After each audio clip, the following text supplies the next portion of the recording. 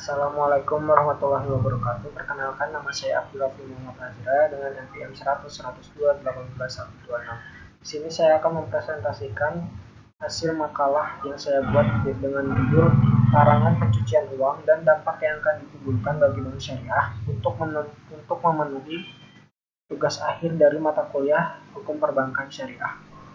Yang pertama adalah pengertian dari pencucian uang, yaitu suatu upaya perbuatan untuk menyembunyikan atau menyamarkan asal-usul uang atau dana atau hasil harta kekayaan hasil tindak pidana melalui berbagai transaksi keuangan agar uang atau harta kekayaan tersebut tampak seolah-olah berasal dari kegiatan yang sah.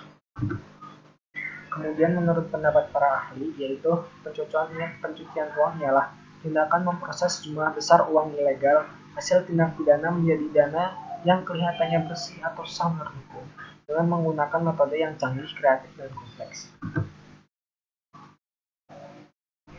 Tindak pidana penanganan tindak pidana sendiri telah dimulai sejak disahkannya Undang-Undang Nomor 15 Tahun 2002 tentang tindak pidana pencucian uang.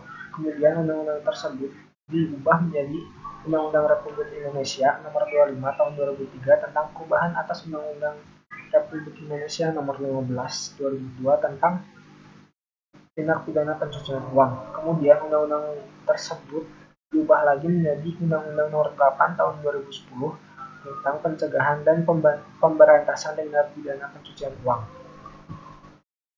Kemudian di sini saya akan menjelaskan tahap-tahap dan proses pencucian uang. Yang pertama adalah placement. Placement adalah upaya menempatkan dana yang dihasilkan dari satu tindak pidana ke dalam sistem keuangan. Contohnya, kita membeli barang dengan harga yang tinggi untuk memenuhi kebutuhan sehari-hari atau kebutuhan pribadi kita.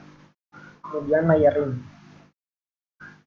Layering adalah memisahkan hasil tindak pidana dari sumbernya, yaitu tindak pidananya melalui beberapa tahap transaksi keuangan untuk menyembunyikan atau menyamarkan asal-usul dana tersebut. Contohnya adalah melakukan transfer dana dari suatu bank menuju ke bank lain di wilayah lain atau ke negara lain. Kemudian integrasi adalah upaya menggunakan harta kekayaan yang tampak sah baik dinilai dalam investasi ke dalam berbagai kekayaan material keuangan dan atau untuk membiayai kegiatan bisnis maupun untuk membiayai kembali tindak pidana. Contohnya adalah menikmati secara langsung, melakukan investasi di banyak instrumen, dan bentuk kekayaan materi maupun keuangan. Apakah dampak bagi bank syariah sendiri dalam bisnis mengakibatkan reputasi bisnis rusak, terlibat masalah hukum, dan mengganggu operasional dan likuiditas bisnis? Jadi akan mengganggu para orang-orang dalam mempercayai bank itu sendiri. Kemudian ekonomi, dari segi ekonomi, menyulitkan otoritas moneter untuk mengendalikan serta mengakibatkan meningkatnya instabilitas sistem, distorsi ekonomi, dan menimbulkan penerimaan. Kemudian di sisi sosial, yaitu memperparah ketidakadilan sosial, meningkatkan aksi kejahatan, dan meningkatkan biaya pemerintah untuk menangkal aksi kejahatan. Kemudian dari sisi internasional sendiri, dampaknya dapat menjadikan negara digolongkan sebagai negara beresiko tinggi dan dapat dikucilkan dari pergaulan internasional.